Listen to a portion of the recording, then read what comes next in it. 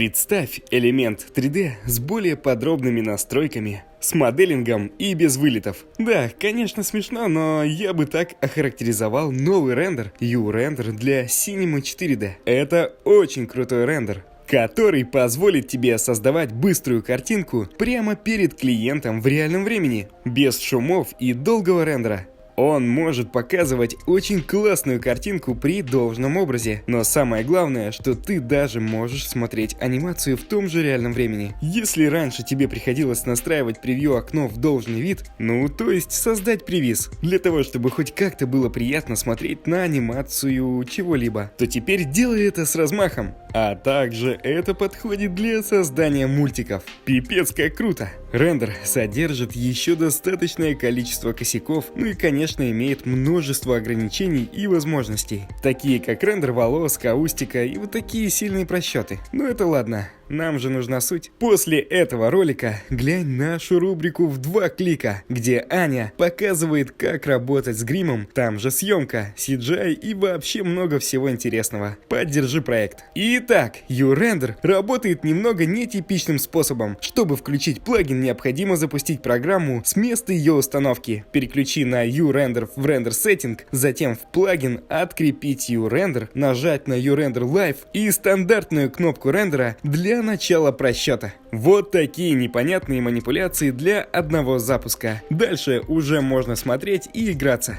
В первую очередь нужно понимать, что метод этого просчета не физически корректный и уж тем более не номинируется на суперреализм. Хотя с прямыми руками это сделать можно. К чему я это? Это значит, что сэмплирование на том уровне, на котором ты его знаешь, отсутствует. Если, конечно, знаешь. Ты буквально настраиваешь разрешение теней, разрешение шейдеров, антиалиязинг и все, что ты настраиваешь в играх. Очень грубо говоря, конечно. Настройки похожи на output в Element 3D. Если ты хочешь иметь уже базу интересного контента для U-Render, то у них на сайте ты можешь найти коллекцию HDR и материалов, которые можно скачать бесплатно. Давай в этом обзоре пройдемся по программе, чтобы уже захотелось там что-нибудь посоздавать. Будем идти по порядку. У нас есть вот такие 3D модели на плоскости. Для начала нам необходимо создать свет. В этом случае работают самые обычные источники света, но на каждый источник необходимо кидать тег Light от U-Render.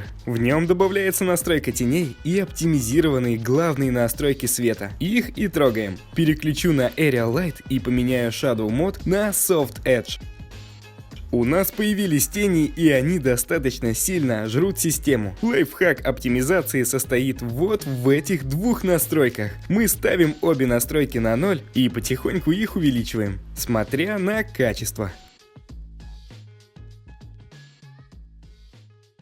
Если ты хочешь подключить HDR, то есть задний фон на 360 градусов, то это делается в настройках рендера во вкладке Environment. Закидываем сюда HDR и выставляем интенсивность бликов и отдельную галку IBL для правильного освещения. И крутим настройки.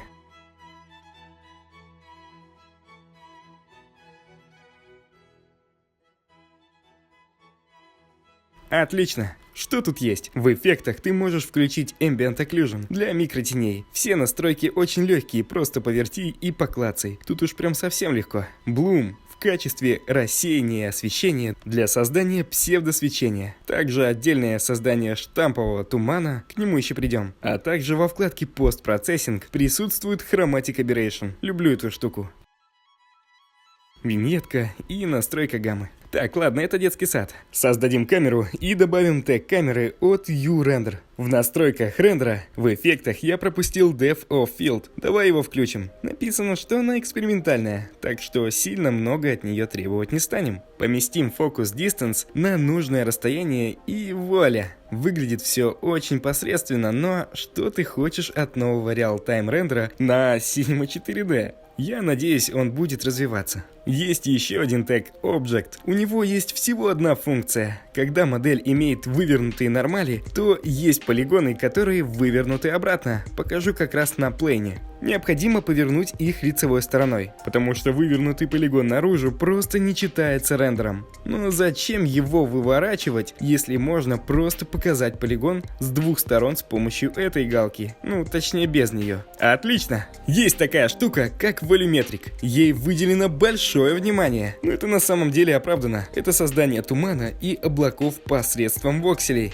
Здесь она имеет очень быстрый процесс настройки и достаточно оптимизирован. Включим волюметрик в настройках рендера, кинем Spotlight, на него Take Light и добавим слой Volume Object. Ага, вот. И видим, как свет испускает туман. Точнее, туман есть везде, а Spotlight его просто подсвечивает. Мы можем выставить расстояние сглаживания по верхней линии. То есть, если ты хочешь туман у ног, то сам вымеряешь нужное расстояние. И почему такого нет в Redshift? Здесь ничего сложного. Можно перейти в куб и отобразить объем в определенной области. Зайдем обратно в настройки рендера, и вот здесь производится настройка качества. Разрешение по всем осям и деление одного куба на 4 части для плавности. Проще говоря, видишь это дребезжание. Temporal Jitter, он уберет этот недуг. Он позволяет сгладить все неровности. И, например, когда ты крутишь камеру и бездействуешь, можешь заметить сглаживание по краям. Это будет то, что ты увидишь в конечном рендере. Ну и плотность дыма. Ее же можно настроить и в Volume Object, что позволит создавать интересные тени от света на сам же дым. Как раз если говорить об этом, то при обычном освещении, например на текст, мы не увидим лучей бога. Тени необходимо создать в теге света. Заходим, переходим на Shadow и выбираем Soft Edge. Снизу галка Enable Mesh Shadow. Она позволит включить видимость меша перед источником света. Вот и наши лучи. Чтобы настроить весь туман, заходим, конечно же, в сам туман. Volume Object. И меняем, к примеру, нашу плотность по B. Вот так, отлично. Но это лучи. Если ты хочешь создать уже что-то посерьезней, например, туман, переходим на вкладку Noise. Поставим галку и уже можем радоваться. Но давай посмотрим поглубже. Чтобы понять, что такое тени на Volumetric, заходим также в тег света и ставим галку на Volumetric Shadow. Вот тут как раз объем решает многое. При разных вариациях выглядит очень круто. Ну а если перейти обратно из куб в Layered, то получится... Да что тут говорить, опять круть. Только вот если ты будешь двигать Volume, то здесь важна относительность. Чтобы перемещать дым непосредственно, необходимо переключить Noise на Object. Тогда мы сможем получить вот такую анимацию.